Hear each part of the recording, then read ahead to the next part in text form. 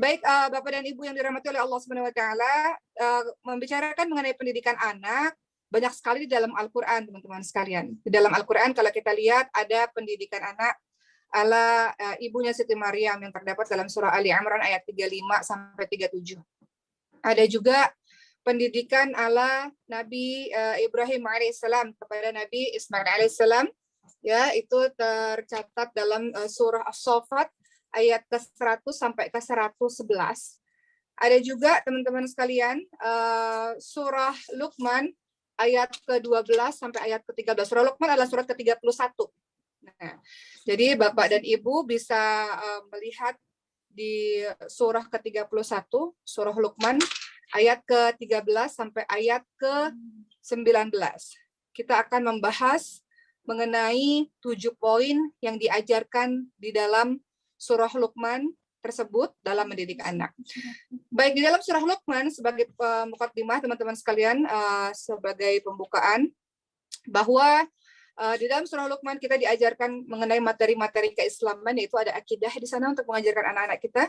Kemudian di sana ada ibadah dan juga ada akhlak. Itu yang diajarkan Luqmanul Hakim. Siapa sih Luqmanul Hakim, sahabat-sahabat sekalian? Siapa sih Luqman yang disebutkan di dalam Al-Qur'an? Ya, Luqmanul Hakim adalah bukan seorang nabi, dikatakan beliau bukan seorang nabi, tapi beliau adalah orang yang memiliki atau memperoleh hikmah dari Allah Subhanahu wa taala. Metode mengajarkan anak di dalam surah Luqman, surah ke-31 ayat 13 sampai 19 adalah metode-metode nasihat. Ada 7 poin yang akan kita bahas pada hari ini, teman-teman sekalian, yang nantinya tentu saja kita akan membaca ayat-ayatnya ya dalam surah Luqman ayat 13 sampai ayat ke 19, tapi yang jelas 7 poin yang akan saya bahas pada hari ini dalam pendidikan pendidikan Luqmanul Hakim adalah, pertama, Luqmanul Hakim menjelaskan kepada anaknya untuk jangan mempersekutukan Allah Subhanahu wa taala. Yang kedua, Luqmanul Hakim menjelaskan kepada anaknya untuk senantiasa birrul walidain atau berbuat baik kepada kedua orang tua.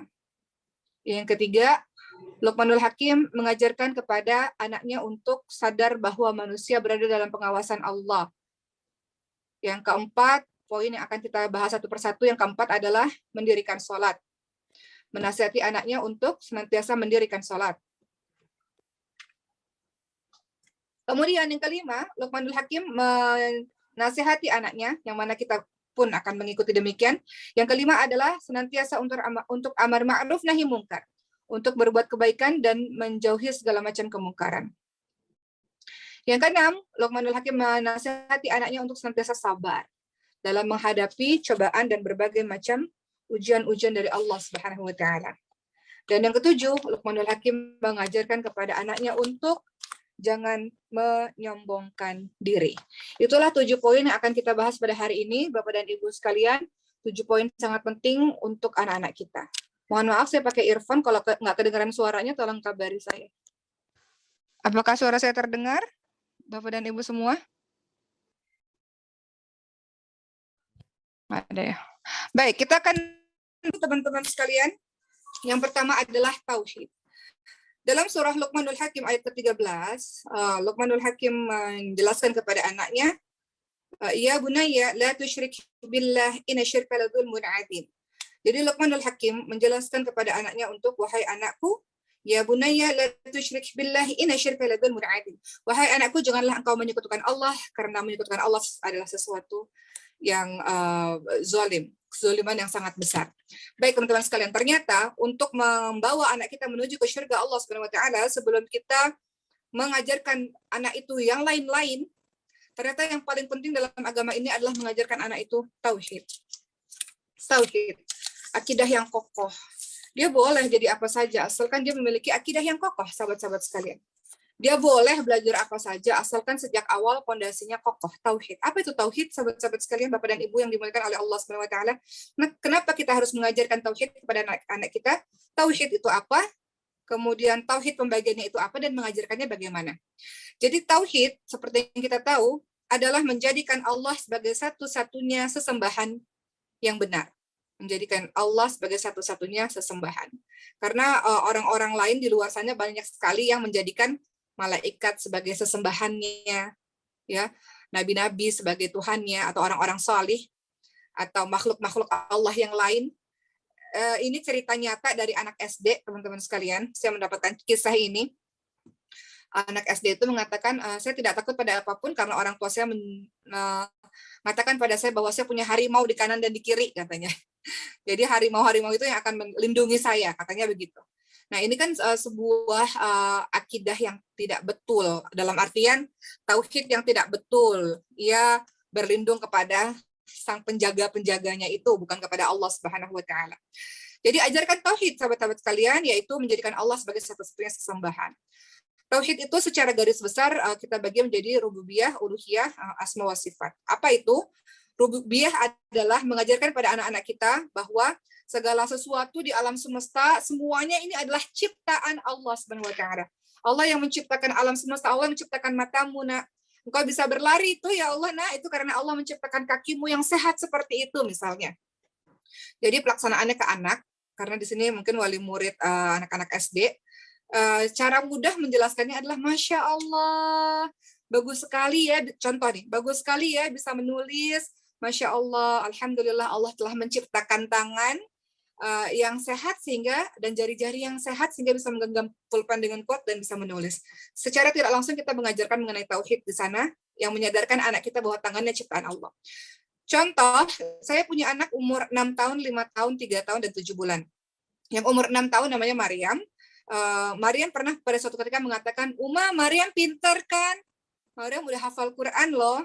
Maka kita bisa mengatakan, Masya Allah, Maha besar Allah yang telah menciptakan Maryam dengan otak yang sangat luar biasa dan memberikan Maryam kepintaran.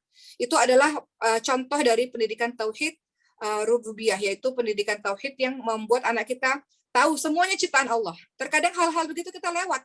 Kita berpikir bagaimana mengajarkan tauhid kepada anak-anak kita dengan hal yang susah-susah. Padahal dalam kehidupan sehari-hari, Masya Allah, terima kasih ya Allah yang telah menciptakan mata untuk bisa melihat. Wah, itu bagus ya, Uma, Bapak, Ibu, Abi, Umi. Kita bisa masukkan tauhid di situ, teman-teman sekalian. Alhamdulillah, terima kasih ya Allah yang telah menciptakan mata sehingga bisa melihat keindahan Allah. Jadi segala sesuatu di rumah itu dikaitkan dengan Allah, Allah, Allah, Allah. Allah yang menciptakan mata, nah Allah yang menciptakan kaki, nah Masya Allah. Itu contoh sederhana lah. Begitulah teman-teman sekalian, jadi itu tauhid yang kita bisa ajarkan pada anak-anak kita. Berikutnya adalah tauhid uluhiyah atau meyakini bahwa tidak ada yang patut disembah kecuali Allah. Tidak ada yang patut diibadahi, kita berdoa hanya kepada Allah Subhanahu wa taala. Dalam surah uluhiyah, dalam surah Al-Fatihah itu sahabat-sahabat sekalian, itu kan tauhid semua ya. Bismillahirrahmanirrahim. Alhamdulillahirabbil alamin. Segala puji bagi Allah, Tuhan semesta alam. Alhamdulillahirabbil alamin. Arrahmanirrahim. Itu sifat-sifat Allah yang disebutkan. Malik yaumiddin. Malik yaumiddin itu juga adalah pemilik kerajaan, maka itu adalah tauhid rububiyah ya. Kemudian kita masuk ke tauhid uluhiyah tadi, meyakini bahwa tidak ada ciptaan, meyakini bahwa kita berdoa hanya pada Allah, menyembah hanya pada Allah. Itu ada dalam surah Al-Fatihah contohnya. Iyyaka na'budu wa iyyaka nasta'in. Hanya kepada Engkau lah kami menyembah dan hanya kepada Engkau kami memohon pertolongan. Itu tauhid sahabat-sahabat sekalian. Yang kita ajarkan kepada anak-anak kita, mintanya sama Allah. Berdoanya ada apa-apanya minta sama Allah. Saya teringat kisah mengenai Wirda Mansur. Contohnya teman-teman sekalian, Wirda Mansur ini bercerita kepada saya suatu cerita yang lucu. Jadi beliau mengatakan, saya ingin sekali dapat sepatu baru dan minta pada ayah saya. Dan ayah saya minta saja kepada Allah. Kemudian akhirnya Wirda Mansur ini berdoa kepada Allah Subhanahu wa taala sambil membawa sepatu bututnya di sebelah sejadahnya. Dan kemudian ia mengatakan, ya Allah, lihatlah sepatu saya sudah butut ini, ya Allah, saya perlu sepatu baru, ya Allah, katanya. Maka singkat cerita, suatu hari Ustadz Yusuf Mansur berceramah di sebuah pabrik sepatu dan kemudian mendapatkan hadiah sepatu untuk beliau, tapi ternyata sepatunya kekecilan, akhirnya sepatu itu untuk anaknya. Jadi di sini kita bisa lihat ini adalah tauhid uluhiyah di mana sang anak berdoa kepada Allah ketika ingin sesuatu. Maka bagaimana aplikasinya dalam kehidupan kita, teman-teman sekalian? Aplikasinya adalah kalau anak minta sesuatu, kita bisa katakan, minta saja sama Allah, berdoa dulu kepada Allah. Jadi itu cara sederhana supaya anak-anak kita paham, apapun yang mereka inginkan, besar maupun kecil, sekecil apapun, minta kepada Allah Subhanahu wa taala. Contoh, Uma mau buku, misalnya mau beli buku baru misalnya. Minta dulu kepada Allah, doa kepada Allah. Uma pengen jalan-jalan ke suatu tempat, maka kita bisa bilang minta sama Allah. Itu kan hal sederhana yang mungkin beberapa dari kita lupa, Bapak dan Ibu sekalian, bahwa meminta kepada Allah Subhanahu wa taala adalah cara pendidikan tauhid kepada anak-anak kita. Sejak dini kita ajarkan anak-anak kita bergantung penuh kepada Allah Subhanahu wa taala. Sejak dini kita ajarkan anak-anak kita untuk berdoa mengharap hanya kepada Allah Subhanahu wa taala. Berikutnya yang mengenai tauhid, kita ajarkan anak-anak kita tentang nama-nama baik Allah. Nama Asmaul Husna-nya Allah. Contohnya, misal Allah itu Maha Penyayang, Nak, sayang sekali sama kita semua. Makanya Allah ingin kita masuk surganya Allah Subhanahu wa taala. Untuk bisa masuk surga maka harus anak baik, harus akur sama kakak adik. Itu contoh sederhana. Allah itu Al-Ghafur. Contoh sederhana dalam kehidupan sehari-hari, misalnya saya aplikasikan dalam kehidupan, anak-anak kan sering bertengkar karena umurnya berdekatan. Kemudian saya katakan, coba bertobat kepada Allah, minta ampun kepada Allah. Allah Al-Ghafur, Allah itu Maha Pengampun. Allah akan mengampuni kita karena tadi kita berbuat salah, dan insya Allah kalau diampuni oleh Allah, Allah Ar-Rahman Ar-Rahim, Allah Maha Penyayang, pengasih dan penyayang, kita bisa masuk surganya Allah Subhanahu wa taala. Jadi dalam kehidupan sehari-hari sahabat sekalian, kita bisa mengajarkan dengan mudah tauhid, akidah yang kokoh, rasa bergantung penuh kepada Allah Subhanahu wa taala, beribadah hanya kepada Allah Subhanahu wa taala, kepada anak-anak kita. Begitu Bapak dan Ibu. Berikutnya kita akan masuk ke yang kedua. Apa nasihat Luqmanul Hakim yang kedua kepada anaknya dalam surah Luqman ayat ke-14. A'udzu billahi minasyaitonir rajim.